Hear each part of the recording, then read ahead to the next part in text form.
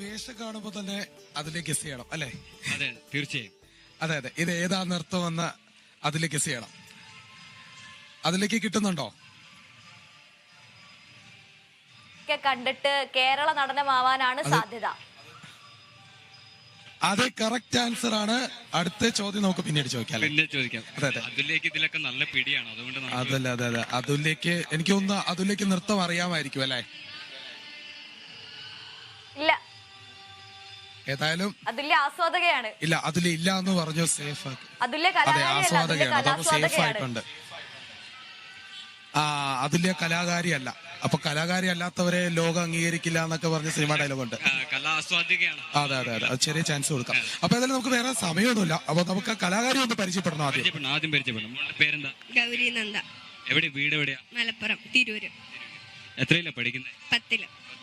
എത്രാമത്തെ തവണയാണ് കലോത്സവ വേദികളിൽ എത്തുന്നത്? സ്റ്റേറ്റിൽ ആദ്യമായിട്ടാ വരുന്നത്. സ്റ്റേറ്റിൽ ആദ്യമായി എത്തുന്നതിന്റെ സന്തോഷവും ആഹ്ലാദവും അതിന്റെ ആകാംക്ഷ എല്ലാം ഈ മുഖത്തുണ്ട്. അതെ അതെ, വളരെ എത്രാം ക്ലാസ്സിലാണ്? 10ാം ക്ലാസ്. അപ്പൊ ഇനിയും വരാൻ അവസരങ്ങളുണ്ട്, ഇഷ്ടംപോലെ അവസരങ്ങളുണ്ട്. വേറെ എന്തെങ്കിലും ഐറ്റം ഉണ്ടോ? ഇല്ല, സ്റ്റേറ്റിൽ ഇത് മാത്രമേ ഉള്ളൂ, കേരള മാത്രം. മറ്റേതൊക്കെയായിരുന്നു പ്രാക്ടീസ് ചെയ്തിട്ടുള്ളത്? കുച്ചിപ്പുടിയും ഭരതനാട്യവും ജില്ലയിലെ 2nd ആയിരുന്നു. അപ്പൊ അടുത്ത തവണ കലോത്സവത്തിന് വരുമ്പോഴത്തേക്കും 3ൽ കൂടുതൽ ഐറ്റവുമായിട്ടായിരിക്കും വരിക. അതെ അതെ ശ്രമിക്കാം, അങ്ങനെയാണ്. അതെ അതെ, നമ്മള് കലാ ആസ്വാദകർക്ക് വീണ്ടും കാണാൻ ഒരുപാട് നമ്പറുകളുണ്ട്. അപ്പൊ ഏതായാലും കേരള നടനത്തിന്റെ ഒരു പെർഫോമൻസ് നമുക്കിപ്പോ കണ്ടു നോക്കാം. വേഗം പോയി തിരിച്ചു വരാം.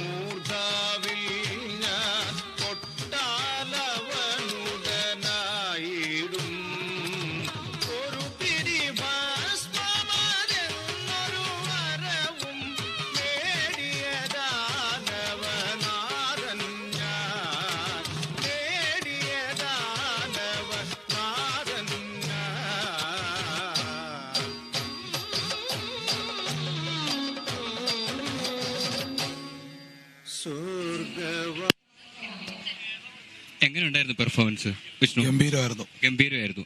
അവിടെ ഇരിക്കുന്ന കലാ ആസ്വാദകയോട് ചോദിച്ചു നോക്കാം. അതെ, അതുല്യ എങ്ങനെയുണ്ടായിരുന്നു? വളരെ നന്നായിരുന്നു.